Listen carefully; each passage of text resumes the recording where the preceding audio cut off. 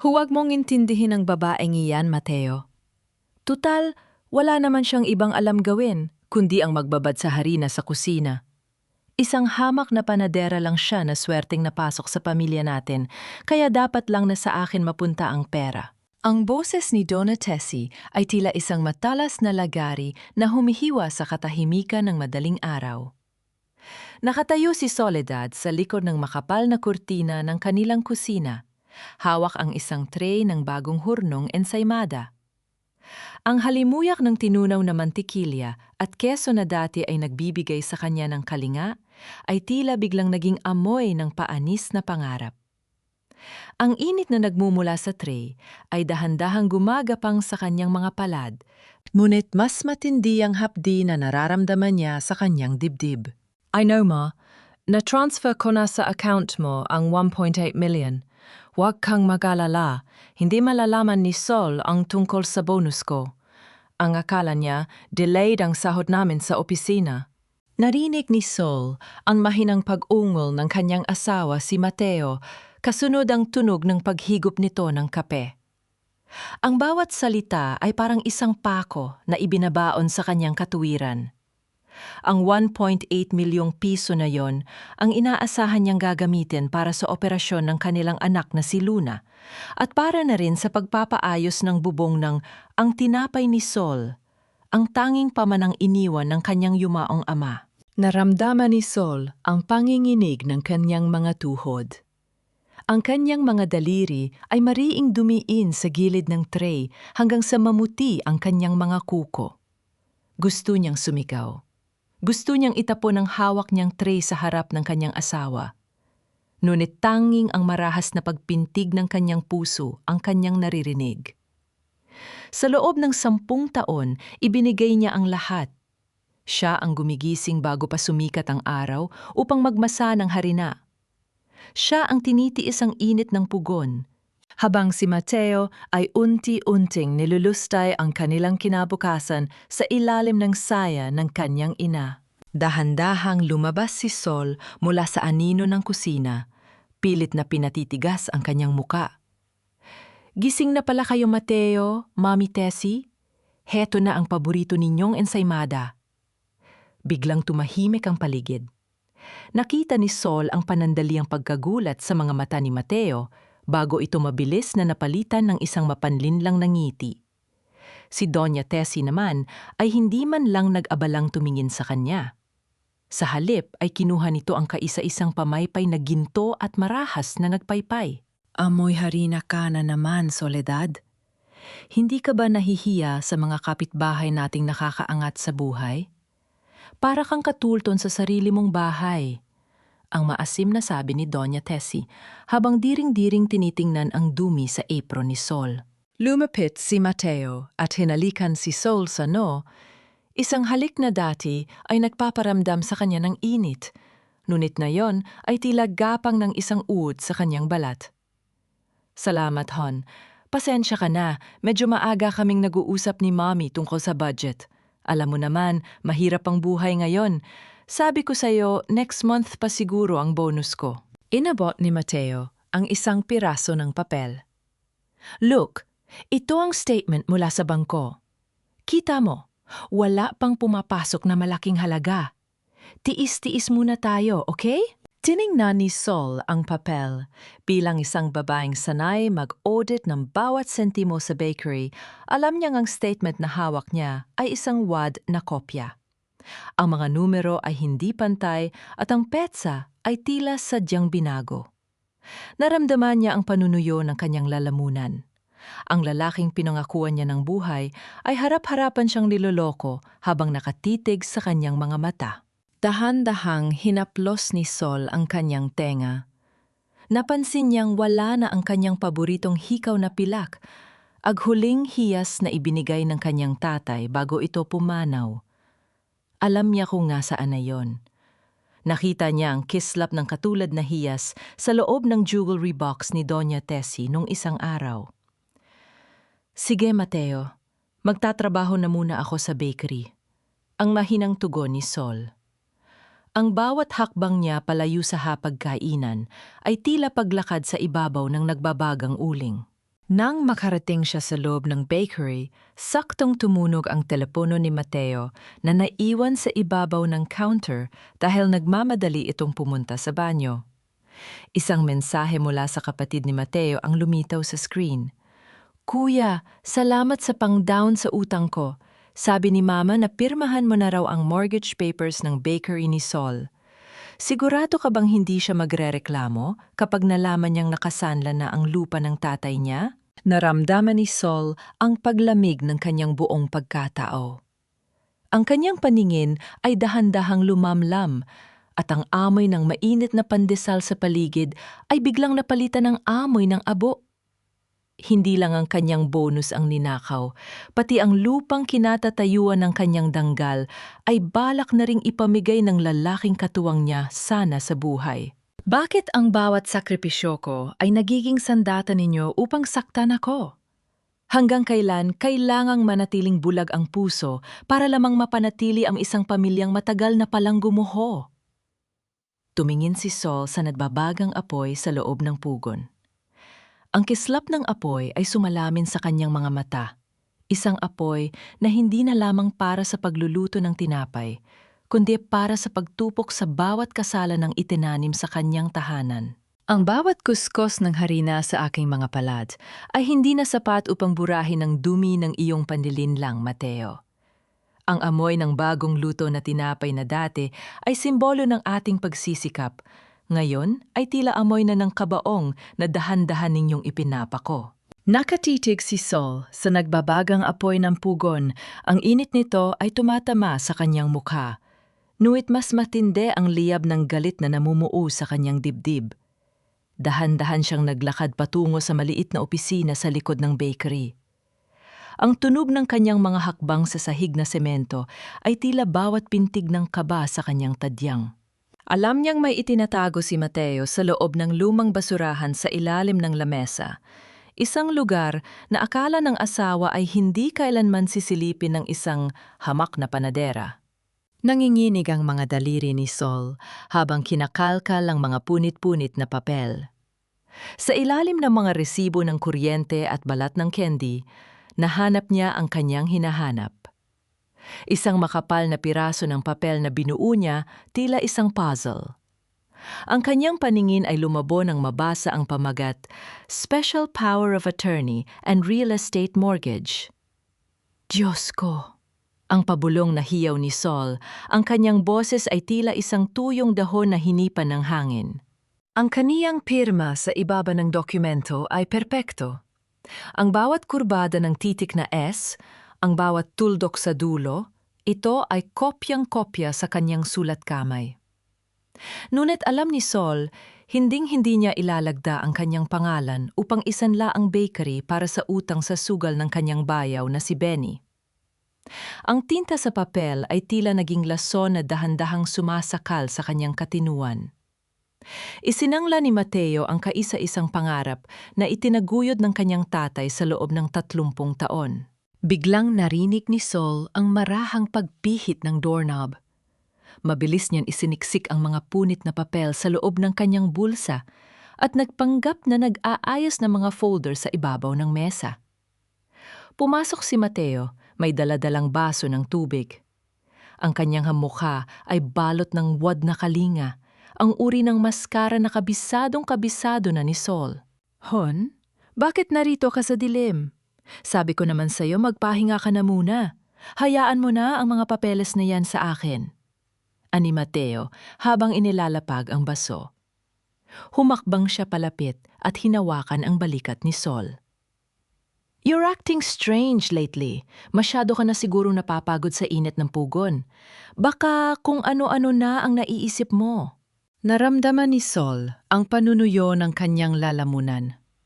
Ang bawat salita ni Mateo ay isang uri ng gaslighting. Isang paraan upang isipin niyang siya ang masakit, siya ang nawawala sa sarili, upang hindi niya mapansin ang pagnanakaw na nagaganap sa harap ng kanyang mga mata. Wala akong iniisip, Mateo.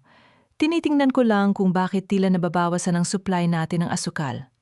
Ang mahinahong sagot ni Sol, pilit na pinatatatag ang kanyang boses. Huwag mo nang intindihin yon. Ang importante ay ang health mo.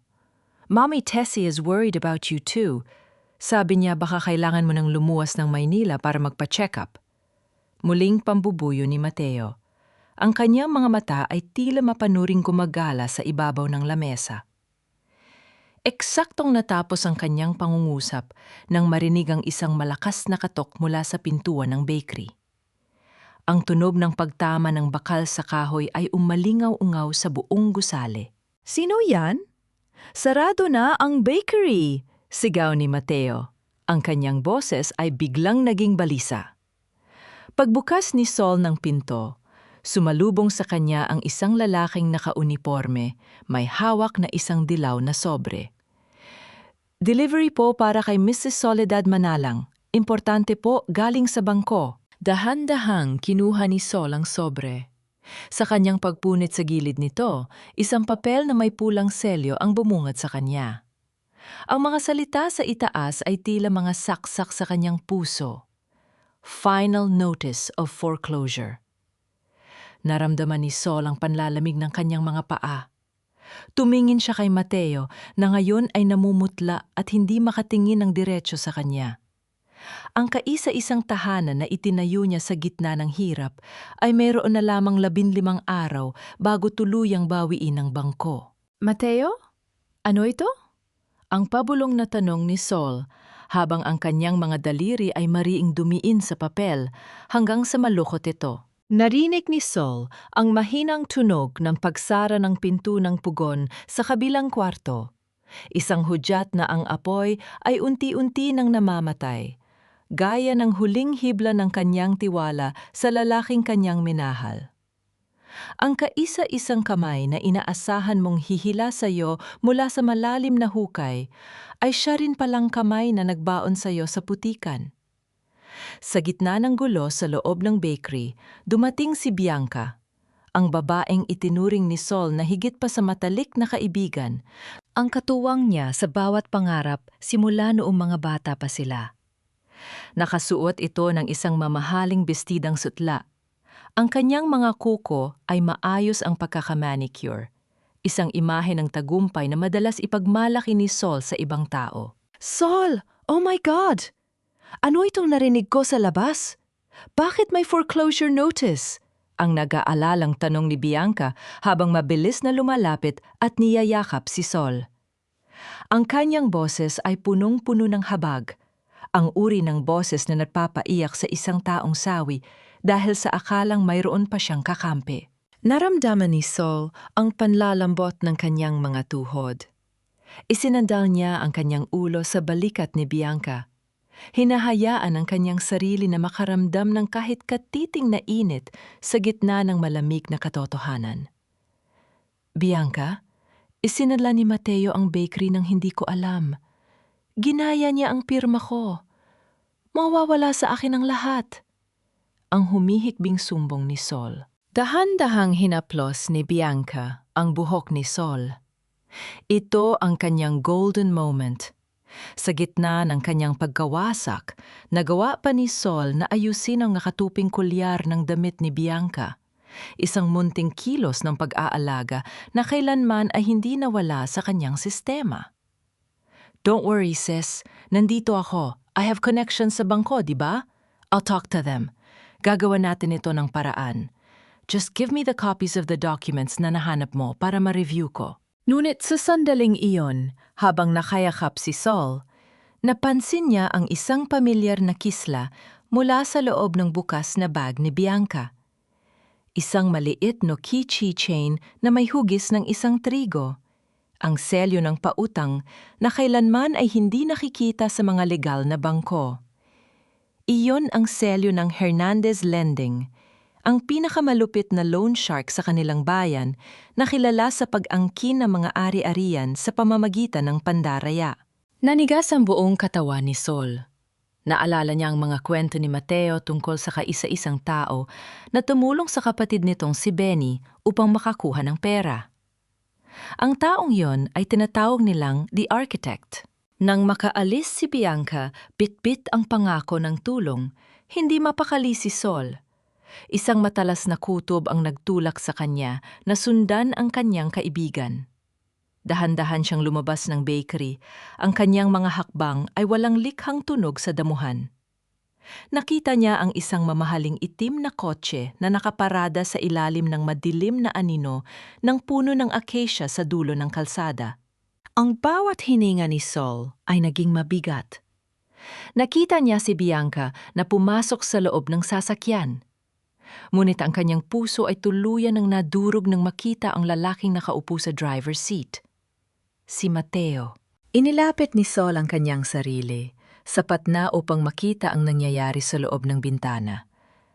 Nakita niya ang kanyang asawa na malapad ang ngiti habang iniaabot kay Bianca ang orihinal na titulo ng bakery na matagal nang hinahanap ni Sol. Narinig niya ang mahinang tawanan na nagmumula sa loob ng sasakyan, isang tunog na mas masakit pa sa anumang sampal. Naniwala naman ang tanga. Ang boses ni Bianca ay narinig ni Sol sa gitna ng katahimikan ng gabi, puno ng pangungutya at kawalang hiyaan. Akala niya talaga ay ililigtas ko siya. Mateo, make sure na mapapapirma mo siya sa final waiver bukas. Pagkatapos niyon, ang lupang ito ay sa atin na. Bianca Hernandez na ang nakasulat sa bawat pader ng bakery na yan. You're brilliant, Bianca. Sabi ko naman sa'yo, walang laban ang pagiging mabuti sa mundong ito. Ang sagot ni Mateo, sabay halik sa kamay ni Bianca. Isang halik na selyado ng kataksilan. Naramdaman ni Sol ang panunuyo ng kanyang lalamunan. Ang lasa ng kapaitan ay nanunuot sa kanyang lalamunan. Ang dalawang taong pinakamahalaga sa kanya ay naglalaro sa ibabaw ng kanyang pagkawasak. Ang bawat butil ng kanyang sakripisyo ay tila naging abo na hinihipan ng hangin. Dahan-dahang umatras si Sol. Ang kanyang mga mata ay naging kasing talim ng kristal. Ang kanyang pighati ay dahan-dahang nalulusaw. Pinalitan ng isang nagbabaga nga ring determinasyon. Hindi na siya iiyak. Ang susunod na hurnong bubuksan niya ay hindi na para sa tinapay, kundi para sa pagtupok sa mga taong nagnakaw na kanyang buhay. Habang umaandar ang sasakyan ni na Mateo at Bianca Palayo, isang mahinang tunog ng pagpihit ng pluma ang narinig sa dilim. Sa kabilang dako ng kalsada, nakatayo ang isang matandang lalaki, si Mang Jose, na nakasaksi rin sa lahat at hawak ang isang lihim na bagay na mataganang ipinabibili ng tatay ni Sol. Sapat ba ang katapatan ng isang matandang panadero upang tapatan ang sabwatan ng dalawang taong mahalaga sa kanya? O ang bawat hakbang ni Sol ay nakatakda na ring mabigo sa ilalim ng kapang? Ang pinakamadilim na gabi ay hindi ang gabing walang buwan, kundi ang gabing nalaman mong ang lahat ng kislap sa iyong paligid ay nagmumula sa talim ng kutsilyong nakabao na sa iyong likuran. Ngunit tandaan mo, Sol, ang harina ay kailangang masahin ng paulit-ulit bago ito maging matigas at masarap na tinapay. Ganito rin ang iyong buhay. Ang boses ni Mang Jose ay tila isang mahinahon at malalim na agos ng tubig sa gitna ng naggangalit na bagyo sa isipan ni Sol. Nakatayo ang matanda sa dilim sa tapat ng lumang bintana ng kanyang munting dampa sa likod ng bakery. Ang amoy ng kanyang tapat na serbisyo, amoy ng tabako at lumang kahoy, ay nagbigay kay Sol ng pansamantalang kanlungan.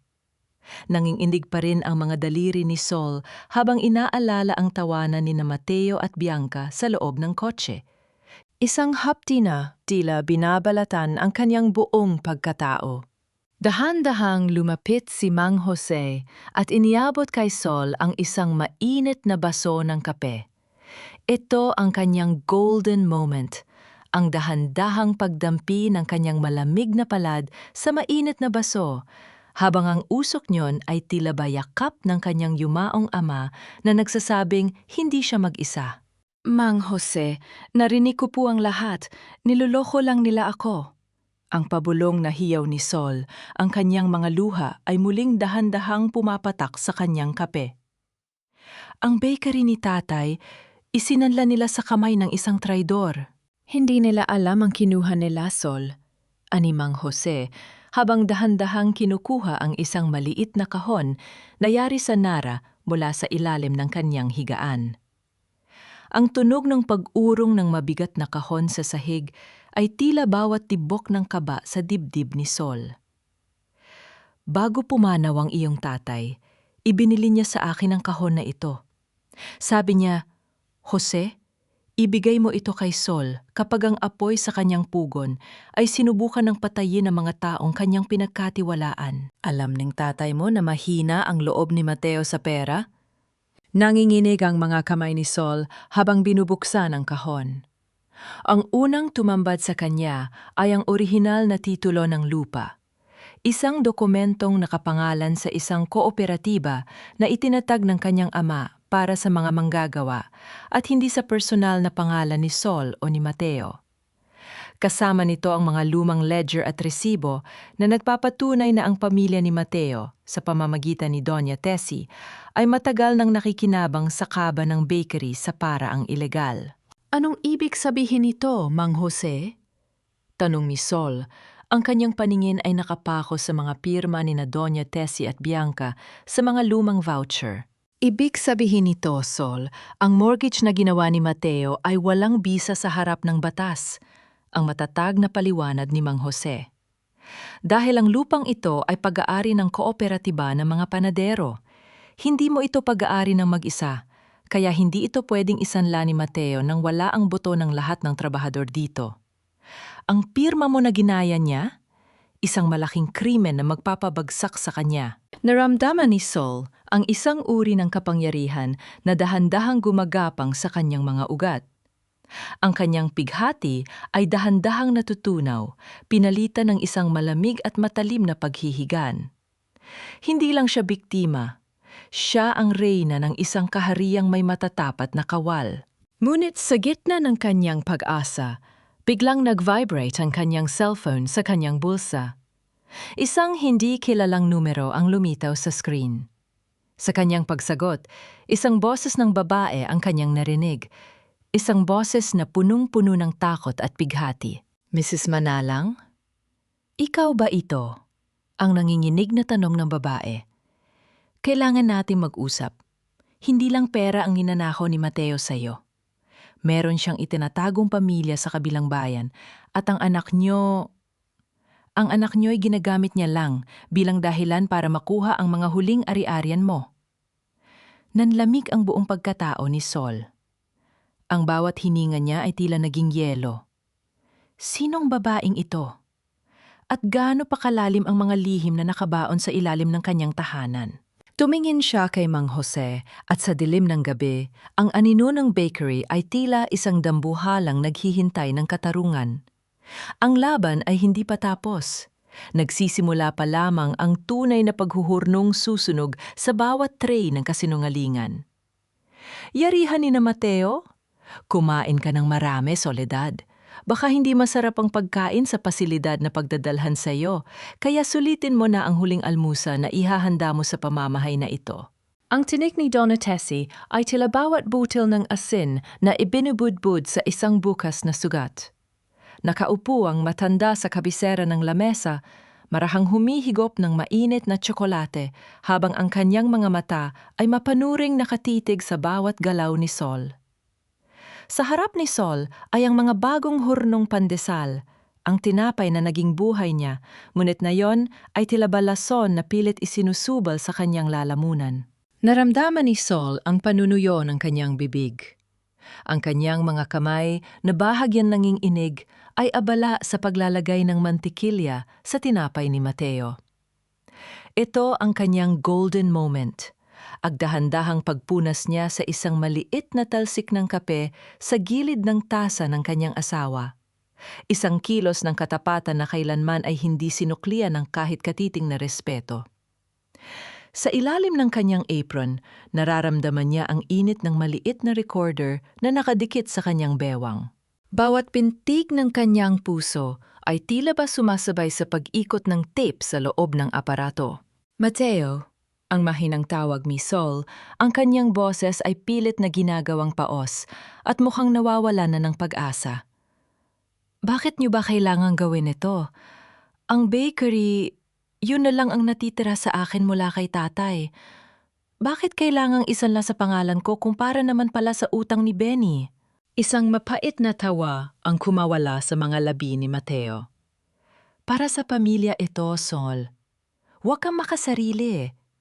At huwag mong sabihing isinanla ko. Dahil ikaw ang pumirma, hindi ba?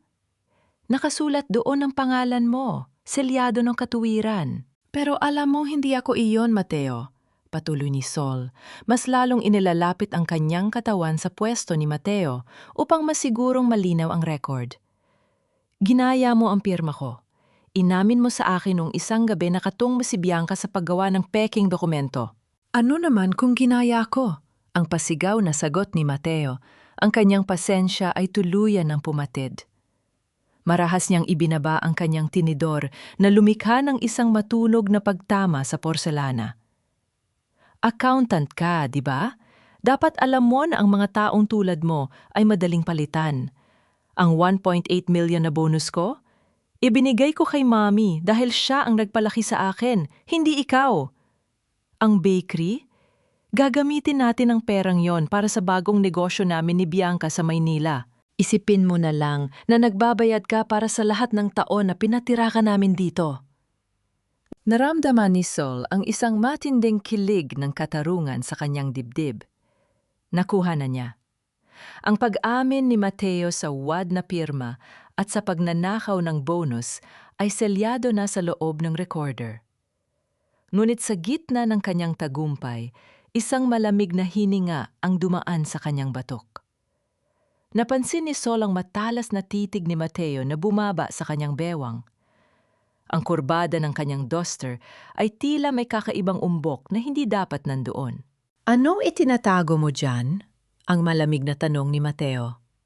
Bago pa man makakilos si Sol, mabilis na tumayo si Mateo at marahas na hinablot ang kanyang apron. Ang tunog ng pagkapunit ng tela ay pumunit sa katahimikan ng kusina. Ang maliit na itim na recorder ay nalaglag at gumulong sa sahig. Ang pulang ilaw nito ay patuloy na kumukurap, isang piping saksi sa lahat ng katotohanan. Nanlalamig ang buong pagkatao ni Sol. Ang mga mata ni Mateo ay nanlaki sa tindi ng galit, habang si Doña Tessie ay napasigaw sa gulat. Mire-record mo kami? Ang nanggagalating hiyaw ni Mateo habang dahan-dahang pinupulot ang aparato. Akala mo ba ay mas matalino ka sa amin, Soledad? Marahas na hinawakan ni Mateo ang braso ni Sol. Ang higpit niyon ay tila nagnanais na baliin ang kanyang buto.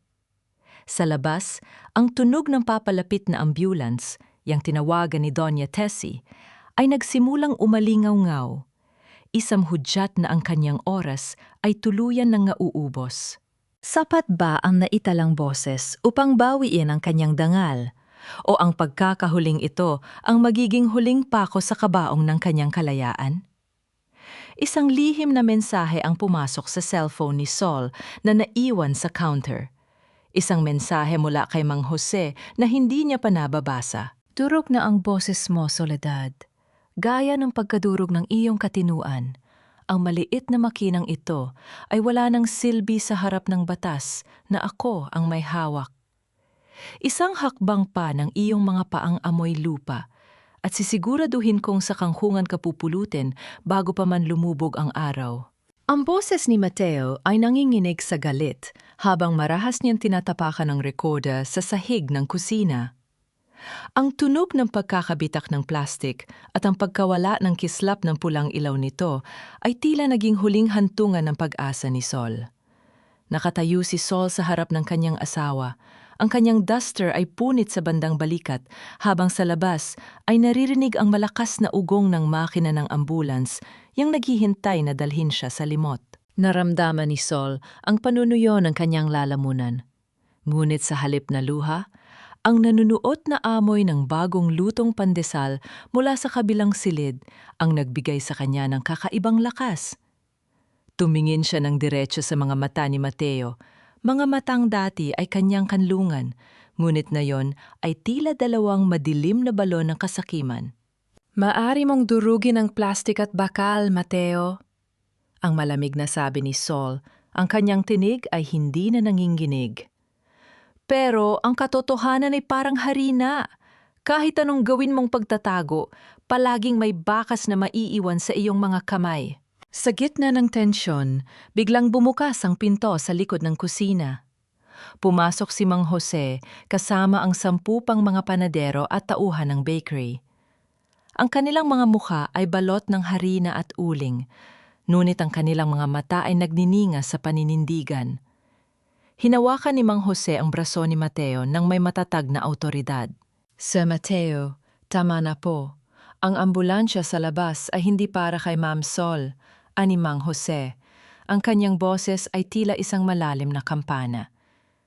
Dahil ang bakery na ito ay hindi na pag-aari ng iisang tao. Ito ang kanyang golden moment. Dahan-dahang kinuha ni Sol ang kaisa-isang natitirang piraso ng mainit na tinapay mula sa basket at hinati ito sa 2. Inabot niya ang kalahati sa pinakabatang tauhan ng bakery, si Lito, na noon ay nanginginig sa takot. Ang pagbabahagi ng tinapay sa gitna ng panganib ay tila isang banal na panunumpa.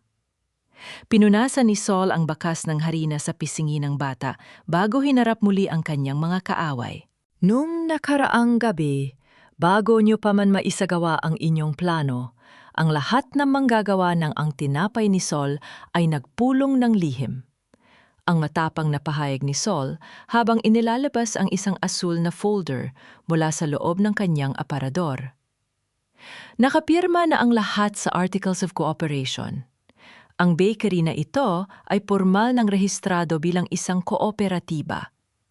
Ang lupang ito, ang mga pugon at maging ang bawat sako ng harina ay pag-aari na ng bawat taong napapawis dito. Nalalamig ang buong pagkatao ni Mateo. Ang kanyang hawak na folder ng mortgage ay tila naging isang pirasong basurang walang halaga. Anong kabalastugan ito? Asawa kita! Wala kang karapatang gawin yan nang wala ang pahintulot ko. Basahin mong mabuti ang testamento ni Tatay Mateo. Ang mahinahong sagot ni Sol. Ang kondisyon ng kanyang pamana ay mananatiling buhay ang bakery para sa komunidad. Ang ginawa mong pagsasanla ay isang paglabag sa huling habilin ng yumaong may-ari. Ang kaisa-isang pirma na may bisa rito ay ang pirma ng Board of Directors ng kooperatiba. At hinding-hindi ka kabilang doon. Napaatras si Doña Tessie. Ang kanyang pamaypay ay nalaglag sa sahig. Mateo, gawin mo ang paraan. Ang pera kay Bianca, kailangan mabayaran yon. Ngunit ang katahimikan ng mansyon ay muling napunit ng tunog ng mabibigat na yabag mula sa labas. 2 sasakyan na may tatak ng isang malaking bangko ang huminto sa tapat ng bakery. Bumaba ang 3 lalaking naka-Amerikana, may hawak na mga clipboard at opisyal na selyo. Naramdaman ni Sol ang mabilis na pagtibok ng kanyang puso. Dumating na ang mga tauhan ng bangko upang magsagawa ng formal na inventar at magsamsam sa mga kagamitan dahil sa hindi nabayar ang utang ni Mateo sa ilalim ng pangalan ni Sol. Nandito na sila, Mateo, bulong ni Sol habang nakatingin sa labas. Ang bakery ay ligtas dahil sa kooperatiba. Pero ang iyong mga nakatagong utang? Doon mo malalaman kung gaano kalalim ang hukay na iyong hinukay. Sapat ba ang proteksyon ng kooperatiba upang pigilan ang mga tauhan ng bangko na kunin ang mga pugo ni Sol? At ano mangyayari kapag nalaman ni Bianca na ang titulong hawak niya ay isa na lamang pirasong papel na walang halaga? Ang anino ng isang babaeng nagmamasid sa kabilang panig ng kalsada ay tila naghuhudyat ng mas matinding unos na paparating. Ang bawat patak ng ulan sa salamin ng sinasakyan kong tricycle ay tila bawat luhang matagal ko nang ipinagkait sa aking sarili. Akala ko, ang pagtakas mo sa gitna ng gulo sa bakery ay dahil sa hiya, Mateo. Ngunit heto ako ngayon. Sinusundan ng anino mo patungo sa isang katotohanang mas masakit pa kaysa sa pagkakasangla ng aking buhay. Ang boses ni Sol sa kanyang isipan ay tila isang malungkot na himig habang dahan-dahan siyang bumababa sa kanto ng isang tahimik na subdivision sa kabilang bayan. Ang lamig ng hangin ay nanunuot sa kanyang manipis na duster, ngunit ang init ng galit sa kanyang dibdib ang nagpapanatili sa kanyang mga paa na maglakad. Nakita niya ang pamilyar na puting sasakyan ni Mateo na nakaparada sa harap ng isang maliit ngunit magandang apartment na may kulay luntiang gate. Naramdaman ni Sol ang marahas na pagalon ng kanyang sikmura. Ang bawat hininga niya ay may halong amoy ng basang lupa at ang halimuyak ng mga bulaklak ng sitsirika sa paligid, isang amoy na dati ay nagbibigay sa kanya ng kapayapaan.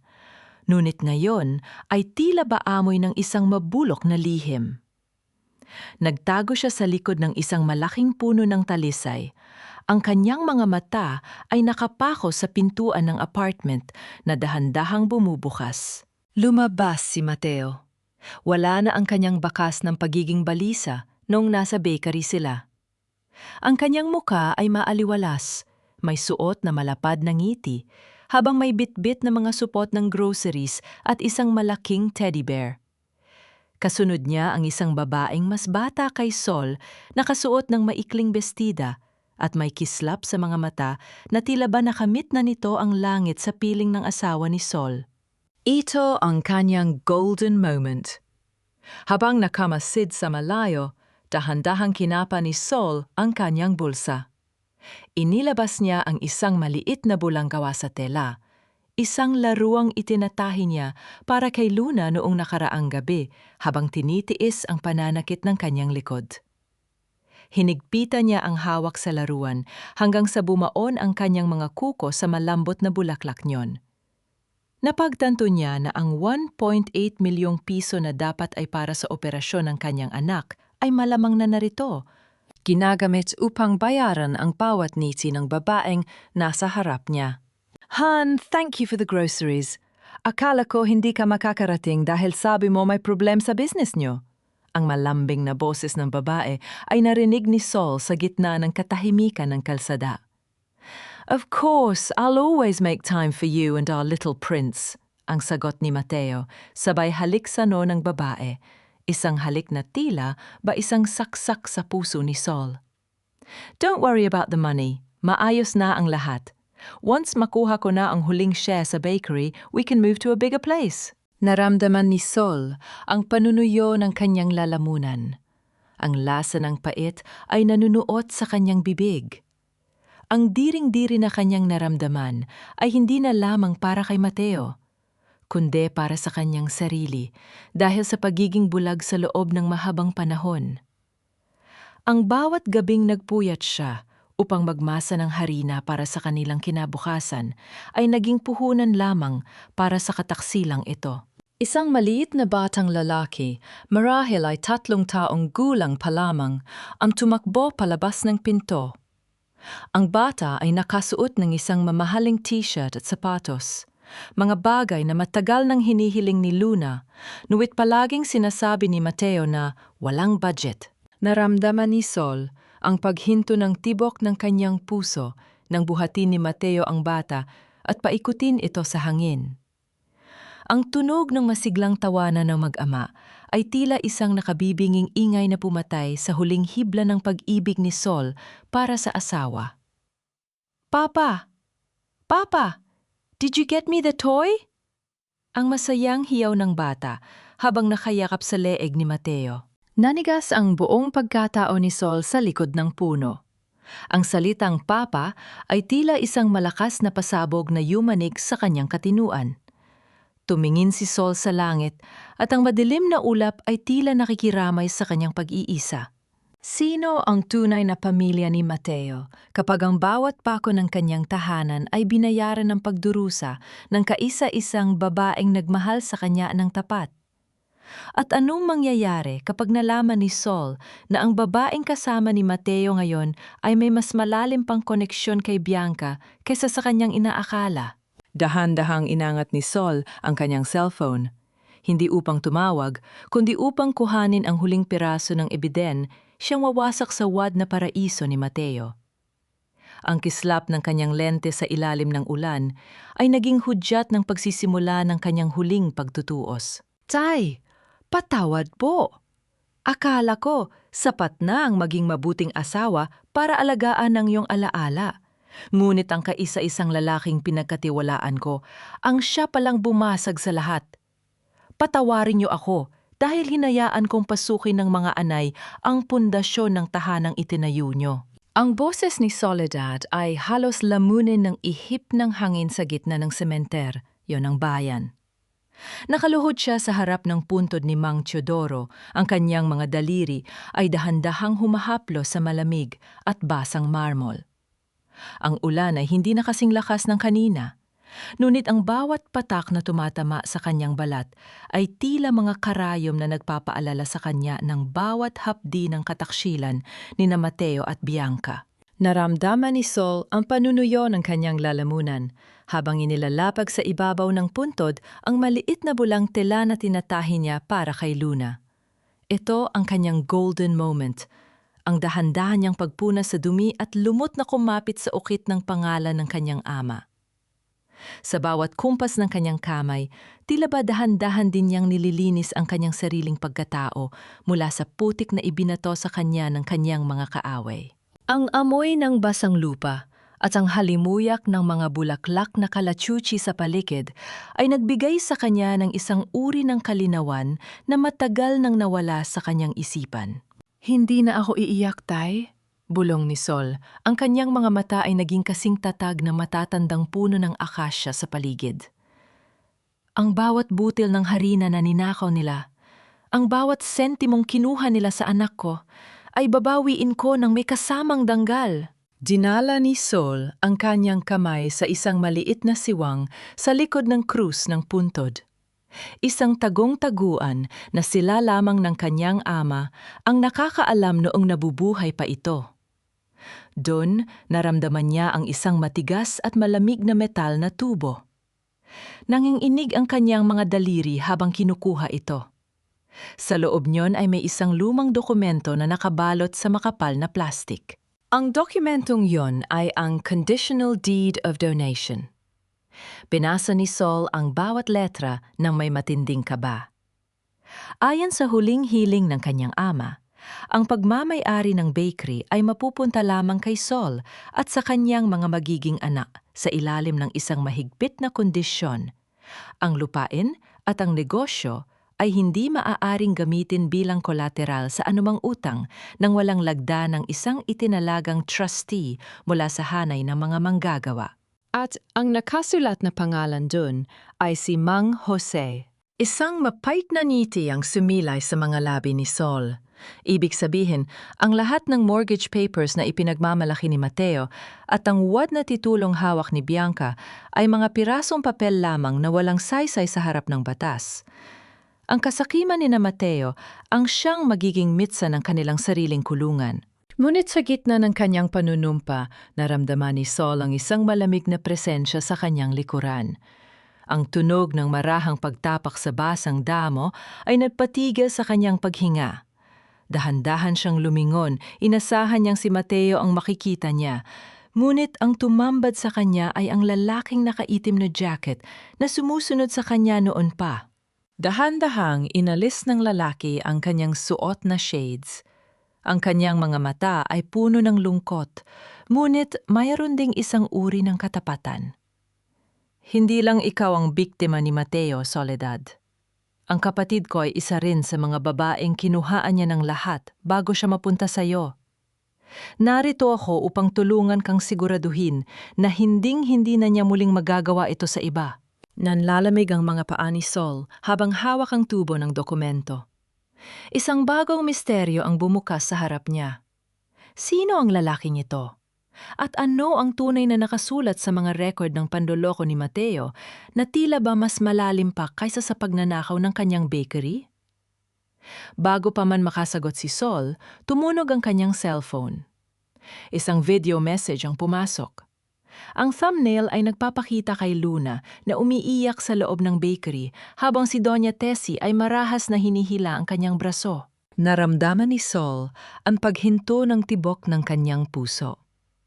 Ang katarungan ay maaaring malapit na, ngunit ang panganib sa kanyang anak ay kasalukuyan ng kumakatok sa kanyang pintuan. Sapat ba ang papel na hawak niya upang iligtas ang kanyang anak mula sa mga kamay ng mga lubong nagpapanggap na pamilya? Mahiya ka naman sa sarili mo, Soledad. Naglayas ka na parang asong ligaw habang ang anak mo ay nagugutom at umiiyak dito. Isang irresponsableng ina na walang ibang alam kundi magdala ng kahihiyan sa pamilyang de Guzman. Dapat lang talagang ilayo sa iyo si Luna bago mo patuluyang mahawaan ang iyong kaba, liwan ng bata. Ang boses ni Doña Tessie ay parang hagupit ng latigo na sumalubong kay Sol pagkapasok niya sa pintuan ng kanilang tahanan.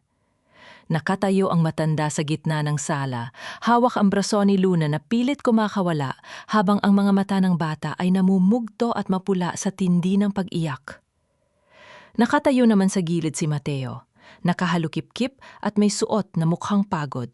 Pilit na ipinapakita ang papel na tila ba siya ang biktima sa sitwasyong ito. Naramdaman ni Sol ang panunuyo ng kanyang lalamunan, at ang kanyang puso ay tila nadudurog sa bawat hikbi ni Luna. Gusto niyang sumugod.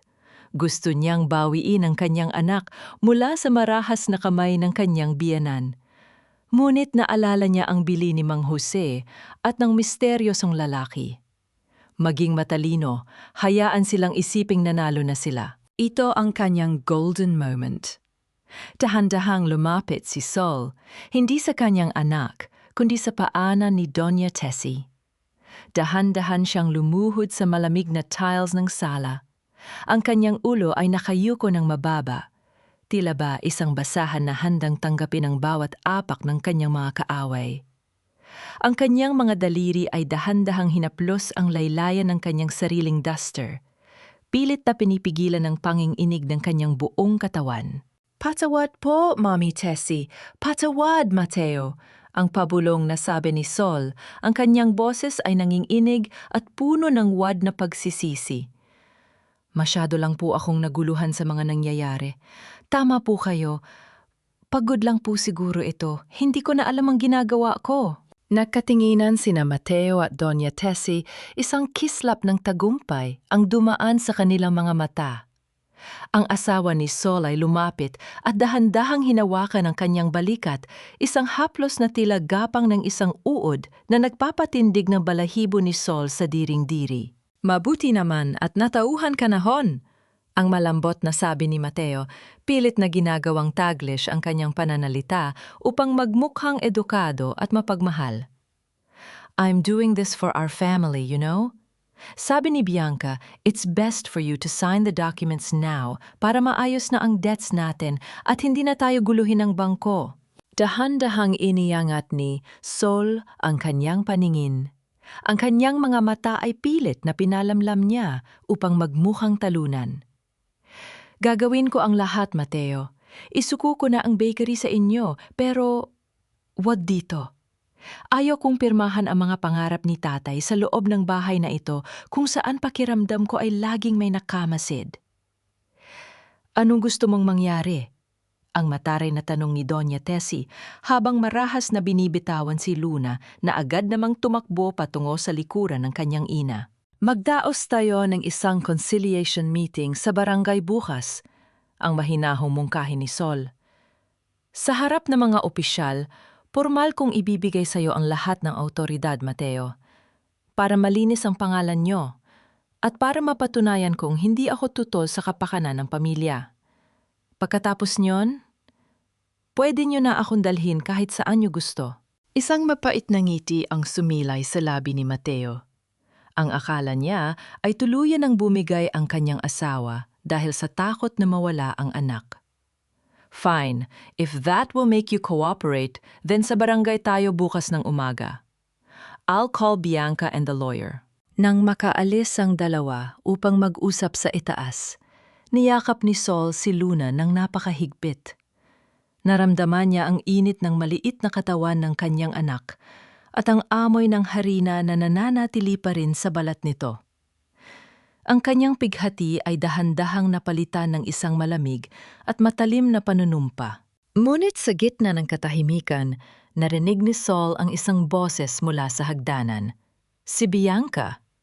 Nakatayo ang kanyang best friend doon, may hawak na recorder at may kislap ng hinala sa kanyang mga mata. Napakagaling mong umarte, Sol, ang pabulong na sabi ni Bianca habang dahan-dahang bumababa.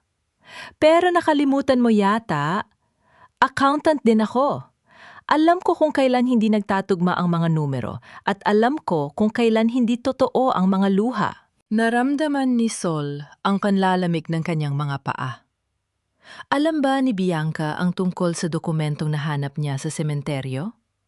At anong gagawin ni Sol kapag nalaman ni Mateo na ang kanyang maid of honor ay nagsisimula na ring maglaro para sa kanyang sariling kapakanan?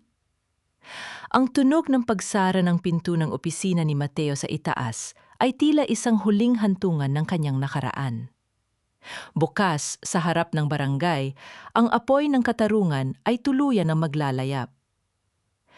Huwag mong isiping, nakalusot ka na, Sol. Isang maling galaw mo lang sa barangay bukas at sisiguraduhin kong pati ang huling piraso ng danggal mo ay magiging abo bago pa man sumikat ang araw. Ang mga accountant na tulad natin, hindi gumagamit ng emosyon, katuwiran at pera lang ang basehan ng lahat.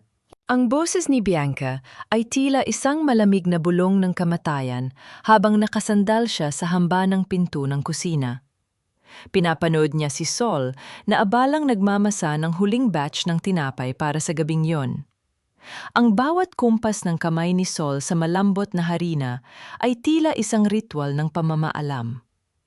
Nararamdaman niya ang panunuyo ng kanyang lalamunan at ang bigat sa kanyang dibdib, ngunit pilit niyang pinanatiling kalmado ang kanyang mukha sa kabila ng diring-diri na kanyang nararamdaman sa kanyang dating kaibigan. Naramdaman ni Sol ang marahas na pagpintig ng kanyang puso nang lumapit si Bianca at kumuha ng isang piraso ng mainit na ensaymada. Ang halimuyak ng mantikilya at keso ay humahalo sa amoy ng mamahaling pabango ni Bianca. Isang samyo ng kataksilan na tila sumasakal sa katinuan ni Sol. Gusto niyang sumigaw. Gusto niyang itulak ang babaeng ito palabas ng kanyang tahanan. Ngunit nanatili siyang tahimik. Sa loob-loob niya, alam niyang ang bawat segundong pagtitiis niya ay bahagi ng mas malaking plano upang mabawi ang lahat. Ito ang kanyang golden moment. Dahan-dahang kinuha ni Sol ang kanyang panyo at pinunasan ng bakas ng harina sa pisingi ni Luna na mahimbing ng natutulog sa maliit na higaan sa tabi ng pugon. Ang marahang paghaplos niya sa kanyang anak ay tila isang panunumpa na hinding-hindi na niya hahayaang madungisan ang kinabukasan nito na mga taong ang puso ay puno ng kalawang. Sa bawat hininga ni Luna, nararamdaman ni Sol ang lakas na hindi kayang tapatan ng kahit anong yaman ni Bianca. "Enjoy the bread, Bianca," ang mahinang sabi ni Sol. Ang kanyang boses ay kasing lamig ng semento sa ilalim ng ulan. Dahil bukas, baka mawalan ka na ng panlasa sa tindi ng katotohanan kailangan mong lunukin. Nang lumabas si Bianca upang asikasuhin ang kanyang mga papeles sa salas, mabilis na kumilos si Sol. Inilabas niya ang recorder na itinago niya sa ilalim ng isaksako ng harina. Ngunit napatigil ang kanyang paghinga nang marinig niya ang tunog ng mabilis na pagbalik ni Bianca. "Anong ginagawa mo, Sol?" Ang matalas na tanong ni Bianca habang mabilis na lumalapit. Hindi agad nakapagtago si Sol. Nakita ni Bianca ang maliit na itim na aparato na hawak niya. Ang kislap ng galit at takot ay dumaan sa mga mata ng kanyang kaibigan bago ito marahas na sumunggab upang agawin ang recorder. Isang malakas na kalabog ang narinig ng mag-agawan ang dalawa, dahilan upang tumilapon ang mga kagamitan sa lamesa. "Nire-record mo kami? Akala mo ba ay malulusutan mo ako?" Ang nanggagaliting hiyaw ni Bianca habang mahigpit na hinahawakan ang braso ni Sol. Ang mga kuko nito ay tila baon na sa balat ni Sol, ngunit hindi siya dumaing. "Bianca! Bitawan mo ako!" Ang sigaw ni Sol, sapat na upang magising si Luna at mapalingon ang mga tao sa salas. Pumasok si Mateo na pawis at mukhang balisa. "Ano ang nangyayari rito? Bakit kayo nagkakagulo?" Mateo! Pinaplastik lang tayo ng asawa mo. May recorder siyang itinatago. Ang sumbong ni Bianca habang itinataas ang aparato na nakuha niya mula sa kamay ni Sol. Naramdaman ni Sol ang panlalamig ng kanyang buong pagkatao. Ang bitag na kanyang inihanda ay tila ba biglang bumaliktad sa kanya. Tumingin siya kay Mateo at nakita ang pagbabalik ng put sa mga mata nito. Isugput na mas nakamamatay kaysa sa kahit anong mortgage papers. Soledad, akala ko ba ay maayos na tayo? Ang malamig na tanong ni Mateo habang dahan-dahang lumalapit, ang kanyang anino ay tila dambuhalang nagbabanta sa kanya. Sapat ba ang tapang ni Sol upang ipaliwanag ang kanyang ginawa? O ang pagkakahuling ito ang magiging mitsa upang tuluyang siyang ilibing ni na Mateo sa kailaliman ng kanilang mga kasinungalingan bago pa man dumating ang bukas? Isang lihim na sobre ang dahan-dahang inilabas ni Bianca mula sa kanyang bag.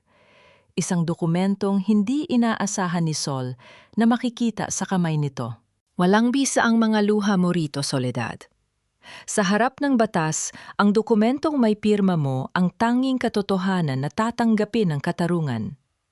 Huwag mo nang pahirapan ang sarili mo. Aminin mo na ang iyong kawalan ng kakayahan para hindi ka na mapahiya pa sa harap ng buong bayan. Ang tinig ni Mateo ay umalingaw-ngaw sa loob ng maliit at mainit na silid ng barangay hall. Ang amoy ng lumang kahoy at alikabok ay humahalo sa tindi ng tensyong namamagitan sa kanila. Nakaupo si Sol sa tapat ni Mateo at Doña Tessie, habang si Bianca ay nakatayo sa likuran nila. Hawak ang makapal na folder na tila ba ito ang hatol ng kamatayan para sa danggal ni Sol. Ang barangay captain ay tahimik na nagmamasid. Ang kaniyang mga mata ay puno ng pag-aalinlangan habang tinitingnan ang foreclosure notice na inilapag ni Mateo sa lamesa. Naramdaman ni Sol ang panunuyo ng kanyang lalamunan. Ang kanyang mga daliri ay dahan-dahang gumapang sa loob ng kanyang bag. Hinahanap ang malamig na tubo na naglalaman ng dokumentong nahanap niya sa sementeryo. Ang bawat hininga niya ay mabigat. Tila may nakadaga na dambuhalang pader sa kanyang dibdib, ngunit pinanatili niyang tuwid ang kanyang likod. Hindi na siyang babaeng nakaluhod sa tiles ng sala kagabi. Ito ang kanyang golden moment. Dahan-dahang inayos ni Sol ang kanyang buhok na nahuhulog sa kanyang mukha. Sa kanyang pagkilos, sinadya niyang pasulyapin ang kanyang mga mata sa isang lumang litrato ni Mang Teodoro na nakasabit sa kanyang relikaryo. Ang kislap ng pilaknyon sa ilalim ng ilaw ng bumbilya ay tila nagbigay sa kanya ng isang lihim na lakas. Mumiti siya ng bahagya. Isang niting hindi umabot sa kanyang mga mata, kundi na natili sa kanyang mga labi bilang isang babala. Mateo, Bianca, masyado kayong mabilis magdiwang. Ang mahinahong panimula ni Sol. Ang kanyang boses ay kasing linaw ng tunog ng kampana sa madaling araw. Accountant tayo, di ba? Alam nating dalawa, Bianca, na ang bawat numero ay may bakas at ang bawat pirma ay may kaluluwa. Inilabas ni Sol ang kanyang cellphone. Hindi ang recorder na winasak ni Mateo, kundi ang isa pang aparato na lihim na ibinigay sa kanya ni Arturo sa sementeryo. Pinindot niya ang play. Ako ang naglagay ng chemical, ako ang nagtago ng batch code, pero utos lang yun ni Madam. Ang boses ni Bianca ay pumunit sa katahimikan ng barangay hall. Sinundan ito ng pag-amin ni Mateo tungkol sa pagnanakaw ng 1.8 milyong piso at ang plano nilang itapon si Sol sa mental hospital. Nakita ni Sol ang unti-unting pagkawala ng kulay sa mukha ni Mateo. Tila ba ang kanyang puting polo ay naging kasing putla ng kanyang sariling budhi. Si Doña Tessie naman ay napahawak sa kanyang mga perlas. Ang kanyang mga labi ay nanginginig sa tindi ng gulat. Hindi lang yan, patuloy ni Sol habang inilalatag ang audit trail mula sa kumpanya ni Mateo. Narito ang patunay na ang 1.8 million na bonus mo ay hindi napunta sa operasyon ni nanay o sa utang ni Benny. Napunta ito sa isang offshore account na nakapangalan sa inyong dalawa ni Bianca Hernandez. Isang account na ginamit niyo rin upang bayaran ang ibang pamilya mo sa kabilang bayan. Isang sama-samang pagsinghap ng gulat ang nagmula sa mga opisyal ng barangay na nakikinig sa labas ng pinto. Ang kahihiyan ay tila naging isang pisikal na lason na tuluyan ng bumasag sa mapagpanggap na danggal ng mga de Guzman. Marahas na tumayo si Mateo, ang kanyang muka ay naging maskara ng purong put. Liar! Gawa-gawa mo lang ang lahat ng yan dahil baliw ka na! Captain, huwag kayong makikinig sa kanya. Ang mortgage paper na ito ang may pirma niya. Ito ang legal na dokumento. Kinuha ni Sol ang mortgage contract mula sa lamesa. Tiningnan niya ito ng may malalim na habag bago tumitig ng diretsyo sa mga mata ng asawa. Ang pirmang ito, Mateo, ay walang buhay. Dahil ang kamay na naglagda nito ay punong-puno ng kasalanan. Sa harap ng lahat, dahan-dahang hinawakan ni Sol ang kabilang dulo ng papel. Ang tunog ng marahas na pagkapunit ng makapal na dokumento ay umalingangaw sa buong silid. Tila ba ito ang tunog ng pagkadurog ng imperyong itinayo ni Mateo sa kasinungalingan? Pinunit niya ito ng paulit-ulit hanggang sa maging maliliit na piraso na lamang at dahan-dahang isinaboy sa paanan ni Mateo. Hindi mo pag-aari ang pangarap ng tatay ko, ang malamig na sabi ni Sol. Anong ginawa mo? Ang nanggagalating hiyaw ni Bianca habang sumusugod patungo kay Sol. Isang dokumento lang yan. Meron pa kaming kopya sa bangko. Hinding-hindi mo kami matatalo. Ngunit bago pa man makalapit si Bianca, biglang bumukas ang pinto ng barangay hall. Ang tunog ng mabibigat na yabag ng mga sapatos ng mga pulis sa sahig na semento ay naging hudyat ng kanyang huling tagumpay. Pumasok si Mang Jose kasama ang misteryosong lalaking nakaitim na jacket at isang abogado. May isa pa kaming sorpresa para sa inyo, ani Mang Jose ng may matatag na awtoridad. Sino ang pumasok na saksi na ikinagulat maging ni Doña Tessie? At ano ang nilalaman ng itim na bag na bitbit ng abogado na tila magtatapos sa laro ni na Bianca at Mateo? Hindi mo pwedeng ipagbili ang kaluluwa ng tinapay na kailanman ay hindi mo naman minasa, Mateo. At hindi mo pwedeng ariin ang lupang dinilig ng pawis na mga taong itinuring mong alipin. Ngayong araw, ang mga binitawan mong salita ang siyang magsisilbing gapos na hihila sa iyo patungo sa katarungan. Ang boses ni Sol ay hindi sumisigaw, ngunit ang kanyang bawat salita ay tila isang dambuhalang alon na humahampas sa marupok na ego ni Mateo. Sa gitna ng barangay hall, pumasok ang isang babaeng may bitbit na bata, si Elena, ang babaeng nakita ni Sol sa apartment. Sa pagkakataong ito, wala na ang kislap sa mga mata ni Elena. Ang naroon ay ang dumi ng katotohanan at ang pait ng pagkakanulo. Papa, bakit ka narito? Ang inosenteng tanong ng bata na bumasag sa katahimikan ng silid.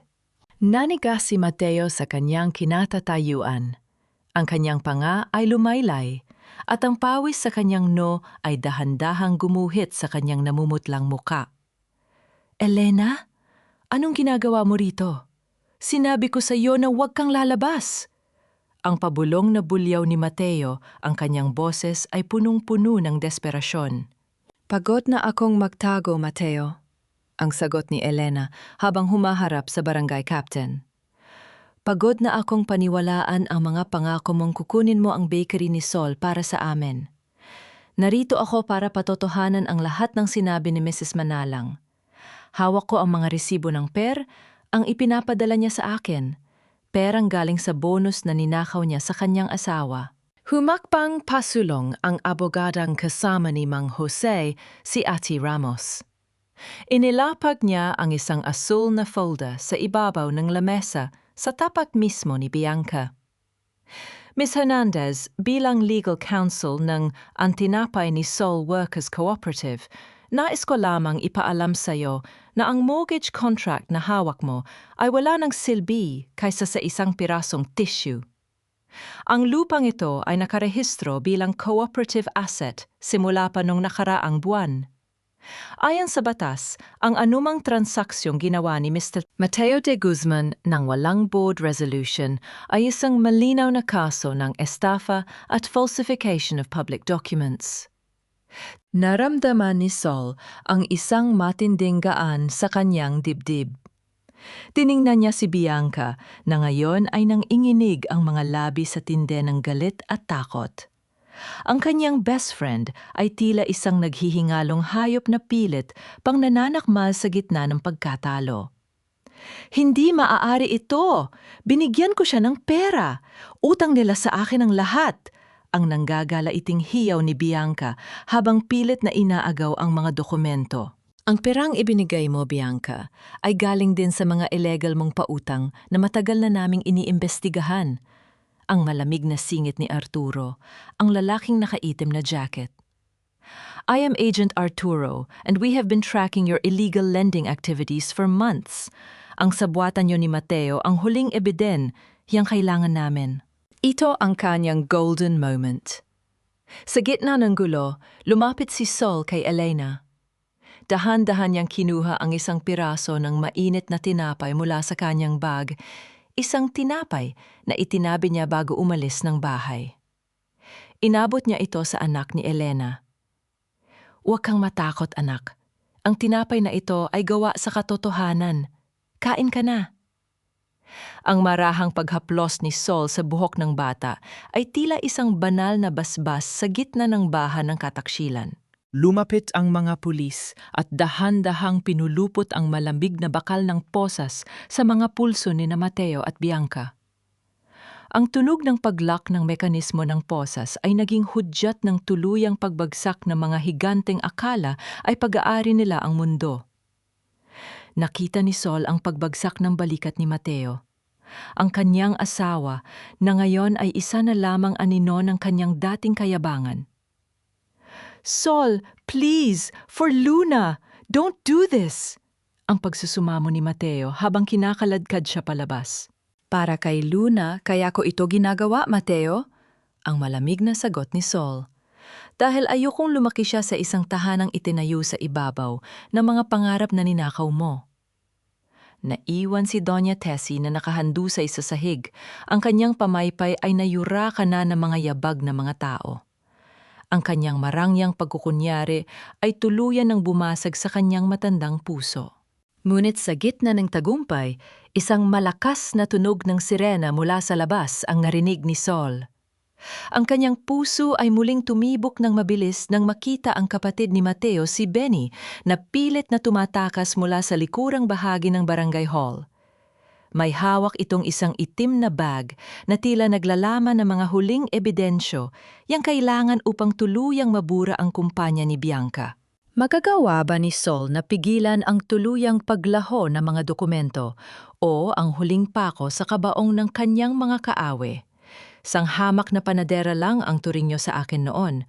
Ngunit ngayon, sa harap ng inyong pagkawasak, ang panaderang ito na lamang ang tanging pag-asa ninyo upang hindi mabulok sa lansangan. Ngunit kailanman ay hindi naging pautang ang aking danggal, Mommy Tessie.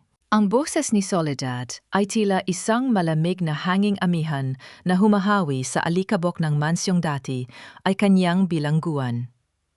Pagbalik niya mula sa barangay hall upang kunin ang huling mga gamit nila ni Luna, sinalubong siya ng isang tanawing hindi niya inakalang makikita. Ang malawak na sala na dati ay puno ng ningning na mga chandelier ay nababalot na yon ng kadiliman.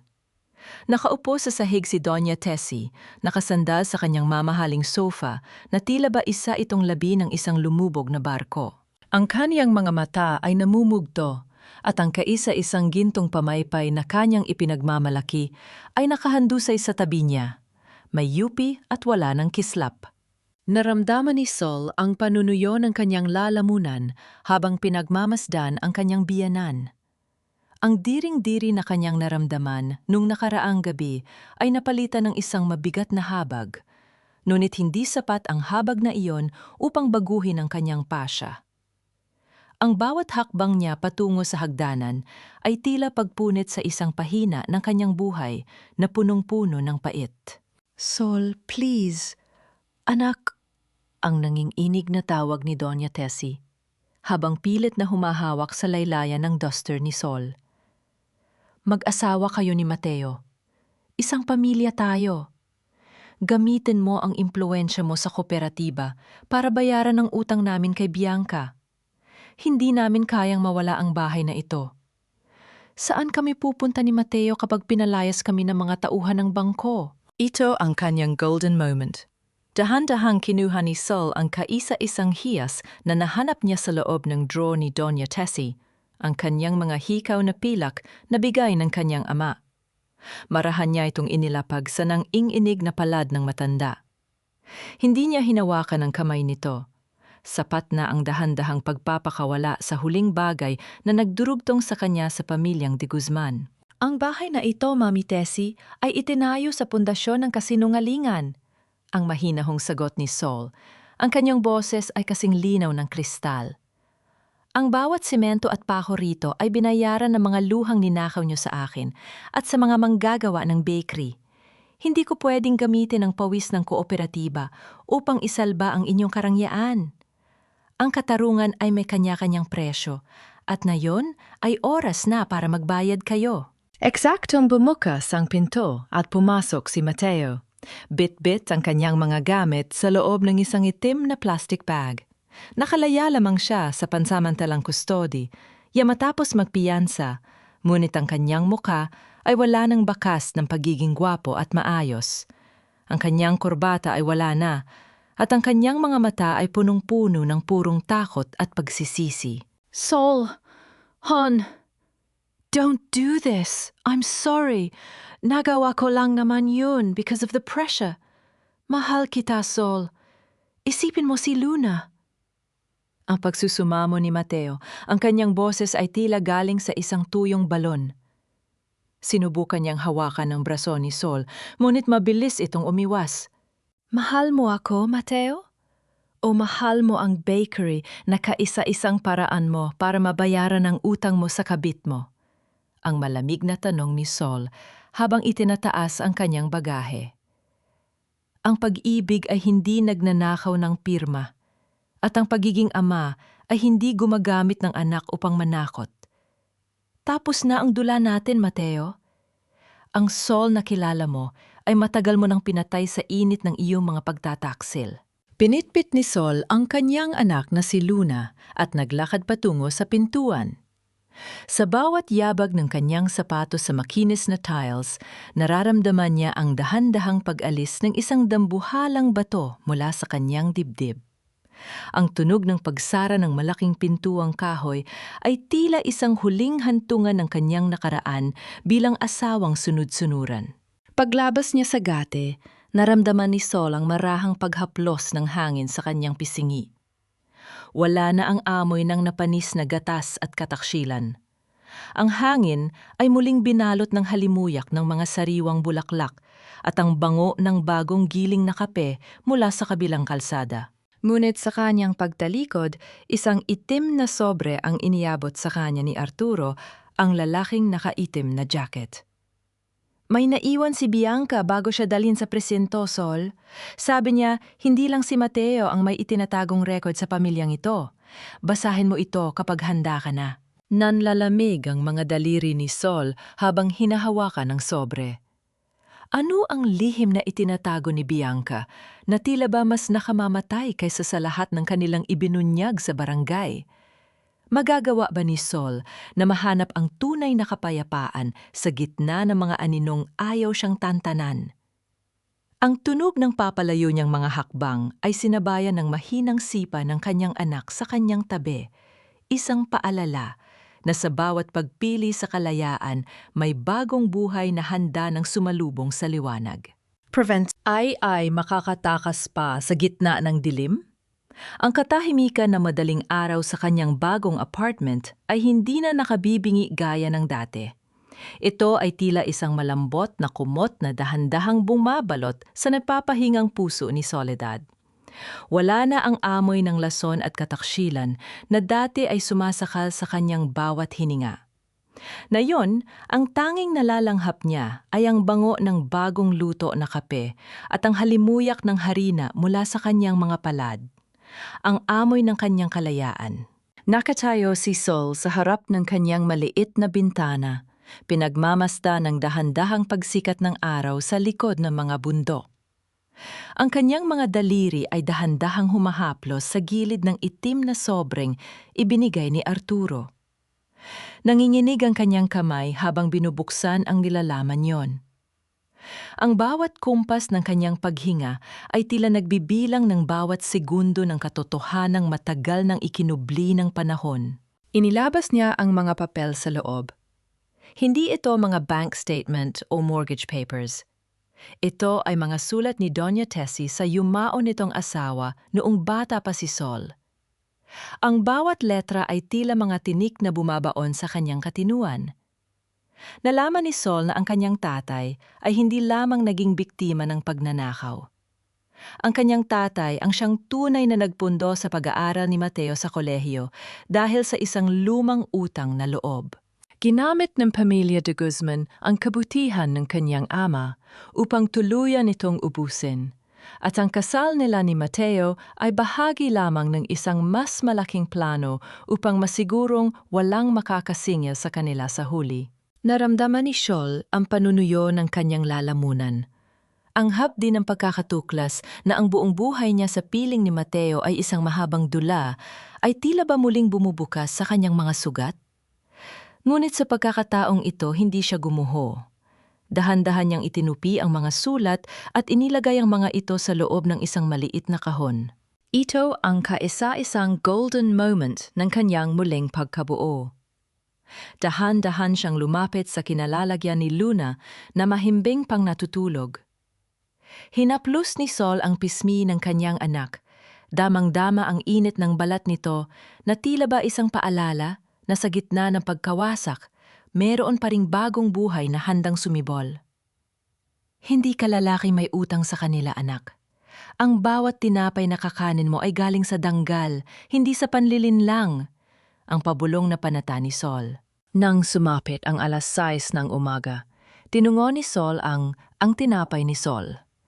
Ang tunog ng pagpihit ng susi sa dambuhalang pinto ng bakery ay tila isang himig ng tagumpay. Sinalubong siya ni Mang Jose at ng lahat ng manggagawa ng kooperatiba. Ang kanilang mga mukha ay balot ng pag-asa. Wala na ang bakas ng takot sa kanilang mga mata. Handa na ang unang batch ng pandesal, Ma'am Sol. Ang masiglang bati ni Mang Jose. Ang amoy ng pugo natin ngayon ay tila ba amoy ng isang bagong anibersaryo. Numiti si Sol, isang ngiting tunay na nagmumula sa kanyang kaluluwa. Sa ilalim ng kanyang pamumuno, ang bakery ay hindi na lamang negosyo. Ito ay naging kuta ng bawat manggagawang nagtitiwala sa katuwiran. Ang bawat kiskis ng harina sa kanyang mga palad ay tila ba nagbubura sa bawat bakas ng dumi ni Mateo. Ngunit sa gitna ng kanyang katahimikan, isang batang lalaki ang pumasok sa bakery at inabutan si Sol ng isang gusot na liham. Para po kay Ma'am Sol, pinapaabot po ng lalaki nakaupo sa kanto. Nanlalamig ang mga daliri ni Sol habang binabasa ang sulat. Iyon ay galing kay Mateo na isinulat sa isang pirasong papel na tila ba hiningi lang sa kung saan. Sol, hindi ako makakatulog sa gabi kung hindi ko ito sasabihin. Hindi lang si Bianca ang katuwang ko. May isang taong mas malakas pa sa kanya ang naguutos sa bawat kilos ko noong una. Mag-ingat ka dahil hindi pa nila tapos kunin ang lahat sa iyo. Naramdaman ni Sol ang marahas na pagpintig ng kanyang puso. Ang laban ba ay hindi pa tapos? Sino ang mas mataas na kapangyarihang binabanggit ni Mateo? Tumingin siya sa labas ng bakery at dun sa dulo ng kalsada, nakita niya ang isang mamahaling sasakyang may madilim na salamin, dahan-dahang umaandar palayo sa kanyang tahanan. Sapat pa ang kapayapaang nahanap ni Sol upang harapin ang bagong unos na paparating? O ang kanyang paghilom ay panandalian lamang bago ang tuluyang pagkawasak ng kanyang bagong simula? Hindi sapat na mabawi mo ang iyong mga pag-aari, Sol. Ang tunay na tagumpay ay ang makitang ang bawat tinapay na lumalabas sa iyong pugon ay nagbibigay ng lakas sa mga pusong binalian ng pakpak ng mundong ito. Huwag mong hahayaang mamatay ang apoy na ikaw mismo ang nagsindi. Ang tinig ni Mang Jose ay tila isang banal na basbas habang pinagmamasdan niya si Sol na abalang nagtuturo sa isang grupo ng mga kababaihan sa loob ng bakery. Ang tinapay ni Sol ay hindi na lamang isang gusaling yari sa semento. Ito ay naging isang santuaryo para sa mga inang tulad niya, mga babaeng dumanas ng pait ng kataksilan at ngayon ay pilit na bumubuo ng kanilang sariling tadhana. Ang bango ng mainit na ensaymada ay humahalo sa halimuyak ng bagong pag-asa. Isang amoy na nagpapatunay na ang bawat butil ng harina ay may kakayahang bumangon mula sa pagkakalugmok. Naramdaman ni Sol ang isang uri ng kagaanan sa kanyang dibdib na tila ba isang dambuhalang bato ang tuluyan ng naalis. Ang kanyang mga daliri na dati ay nanginginig sa takot ay matatag na ngayong humahawak sa mga kamay ng kaisa-isang estudyanteng si Maria, isang babaeng tumakas din mula sa isang mapang-abusong pagsasama. Ito ang kanyang golden moment. Dahan-dahang kinuha ni Sol ang kanyang sariling apron at itinali ito sa bewang ni Maria. Sa kanyang pag-aayos ng simit ng tela, nararamdaman niya ang dahan-dahang paghilom ng kaisa-isang malalim na sugat sa kanyang kaluluwa. Hindi na siya ang biktimang nagtatago sa dilim. Siya na ang Sol o araw na nagbibigay ng liwanag sa iba. Huwag kang matakot sa init ng pugon, Maria. Dahil sa dulo ng pagtitiis, ang pinakamasarap na tinapay ay ang tinapay na ikaw mismo ang naghirap, ang marahang bulong ni Sol. Nabalik lamang ang katinuan ni Sol nang marinig niya ang tunog ng isang sapatos na marahang tumatama sa sahig na semento ng bakery. Isang lalaking nakasuot ng simpleng polo barong ang dahan-dahang pumasok, may bitbit na mga legal na dokumento at isang maliit na buke ng mga sariwang sampagita. Siya si Ate Rafael, ang kaisa-isang taong tumulong sa kooperatiba upang masigurong walang kahit isang butas ang kanilang Articles of Cooperation. Ate Rafael, napadalaw po kayo? May problema po ba sa registration? Ang boses ni Sol ay may halong kaba, ngunit meron ding isang uri ng kilig na matagal na niyang hindi nararamdaman. Ngumiti si Rafael, isang niting payak, ngunit tapat. Walang problema, Sol. Gusto ko lang ibigay ito sa'yo. Ang certificate mula sa Cooperative Development Authority, formal na kayong kinikilala ng gobyerno, at para sa anibersaryo ng iyong unang buwan ng kalayaan. Dahan-dahang inabot ni Sol ang mga bulaklak. Ang amoy niyon ay tila ba humahalik sa kanyang pisngi, nagpapaalala sa kanya na ang mundo ay mayroon pa palang kagandahan sa likod ng baha ng pighati. Ngunit sa gitna ng kanilang pag-uusap, ang kanyang cellphone ay muling nag-vibrate. Isang tawag mula sa isang restricted number. Naramdaman ni Sol ang mabilis na pagtibok ng kanyang puso. Inilayo niya ang sarili kay Rafael at sinagot ang tawag. Isang boses ng isang matandang babae ang kanyang narinig. Isang boses na may awtoridad at malamig pa sa yelo. Soledad Manalang, akala mo ba ay natapos na ang lahat dahil lang nakulong ang mga tauhan ko? Ang pamilya de Guzman ay may utang na kailangang bayaran ng dugo at dupa. At ang bakery na yan? Itinayo yan sa ibabaw ng isang lihim na kailanman ay hindi nalaman ng iyong yumaong ama. Nanlalamig ang mga paa ni Sol. Ang bawat salita ng matanda ay tila bawat pako na muling ibinabaon sa kanyang katinuan. Sino ang babaeng ito? Ito ba ang mastermind na binabanggit ni Mateo sa kanyang liham? Sino po sila? Anong kailangan niyo sa amin? Ang nanginginig na hiyaw ni Sol, sapat na upang mapalingon si Rafael at ang mga manggagawa. Ang pangalan ko ay hindi mahalaga sa ngayon. Pero ang katotohanan ang bakery na yan ay nakatayo sa lupang kinuha sa akin ng iyong tatay sa paraang nga dugo. Yan ang kailangan mong lunukin.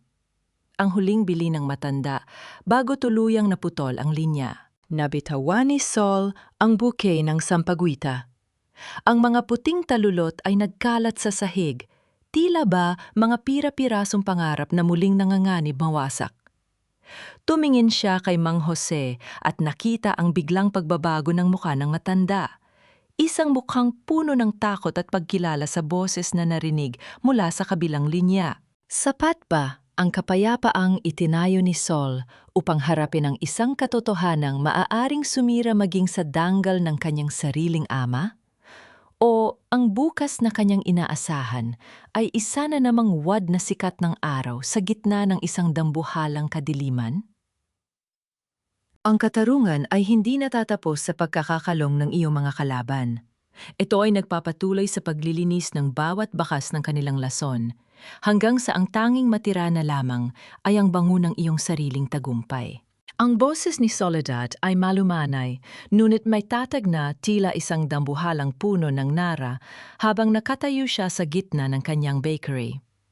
Ngayong araw ang unang anibersaryo ng kooperatiba at ang tinapay ni Sol ay punong-puno ng mga makukulay na banderitas at amoy ng bagong hurnong pandesal. Ngunit sa likod ng kanyang ngiti, nararamdaman niya ang bigat ng banta ng misteryosong matanda. Tumingin siya kay Mang Jose na ngayon ay dahan-dahang lumalapit sa kanya. Bit-bit ang kaisa-isang dokumentong hindi pa nila nabubuksan mula sa kahon ni tatay. Sol, anak, huwag kang matatakot sa boses ni Doña Victoria. Ang mahinahong panimula ni Mang Jose. Ang matandang iyon ang tunay na nagbaon sa utang sa pamilya de Guzman noon pa man. Siya ang nagnanais na bawiin ang lupang ito dahil hindi niya matanggap na ang kanyang sariling ina ay ipinagkaloob ito sa iyong tatay bilang pasasalamat. Ito ang kanyang golden moment. Dahan-dahang binuksan ni Sol ang huling sulat. Hindi ito titulo, kundi isang liham ng pasasalamat mula sa ina ni Doña Victoria.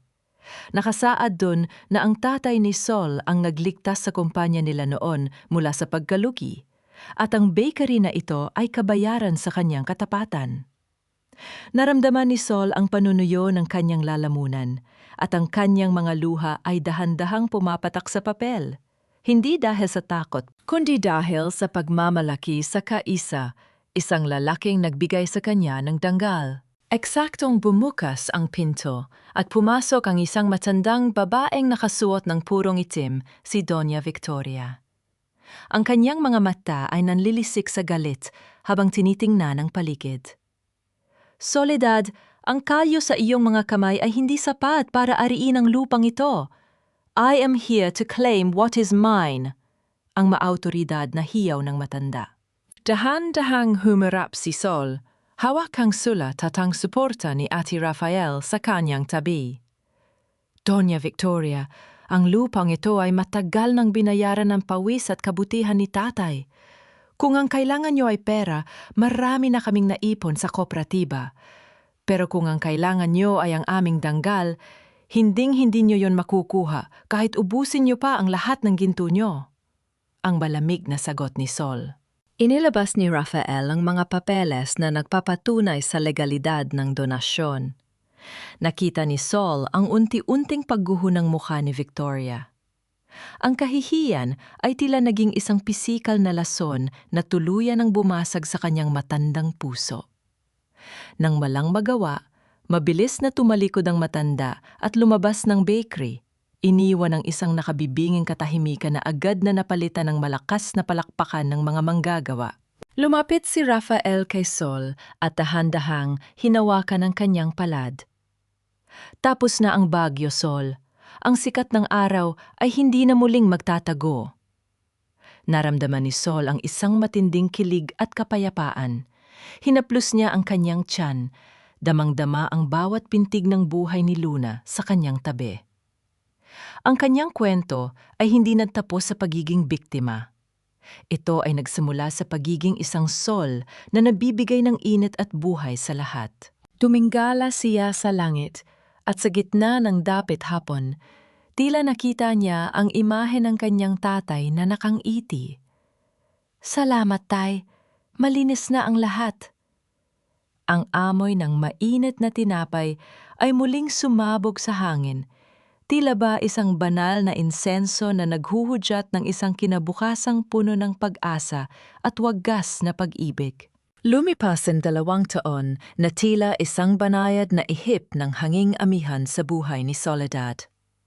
Ang bawat umaga sa kanyang apartment ay hindi na nagsisimula sa kaba, kundi sa isang matamis na halik mula kay Luna at sa amoy ng mainit na kape na nagmumula sa ibaba. Ang bakery na dati ay naging lunduyan ng kanyang pighati, na yon ay naging isang buhay na bantayog ng tagumpay at pag-asa. Nakatayo si Sol sa gitna ng ang tinapay ni Sol Kooperatiba, pinagmamasdan ang 10 kababayhang abala sa paghuhurno. Ang bawat isa sa kanila ay may kanya-kanyang kwento ng sugat, ngunit dito, sa ilalim ng kanyang kalinga, natutunan nilag ang bawat butil ng harina ay maaaring maging simbolo ng muling pagbangon.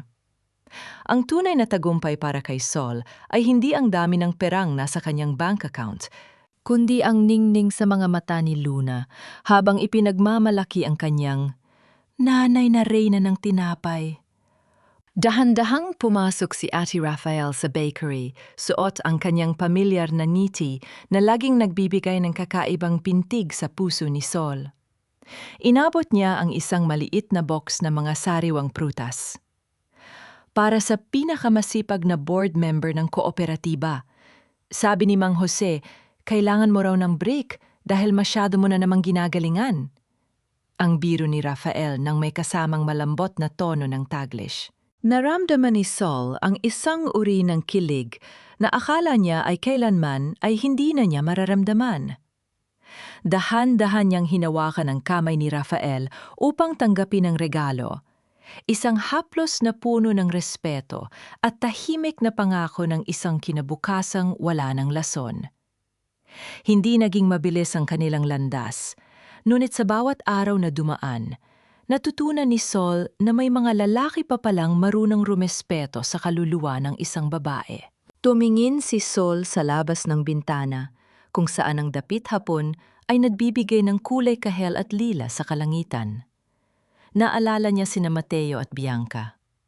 Ayon sa huling balita ni Arturo, si Mateo ay nananatili sa loob ng rehas dahil sa mga kaso ng estafa at falsification, habang si Bianca ay tuluyan ang iniwan ng kanyang mga katuwang sa illegal na pautang at nayon ay nabubuhay sa hirap. Ang katarungan ay kusa ng naningil sa kanila sa paraang hindi na kailangan ni Sol na magbuhat ng kamay. Ito ang kanyang huling golden moment. Kinuha ni Sol ang lumang baunan ni tatay at inilapag ito sa isang glass case sa gitna ng bakery. Hindi na ito nakatago. Ito ay nakalantad na upang magsilbing paalala sa lahat na ang dangal ay hinding-hindi mababayaran ng kahit anong bonus o mortgage paper. Tay, tapos na po ang laban. Ang pabulong na panalangin ni Sol sa kanyang isipan habang nakatingin sa langit.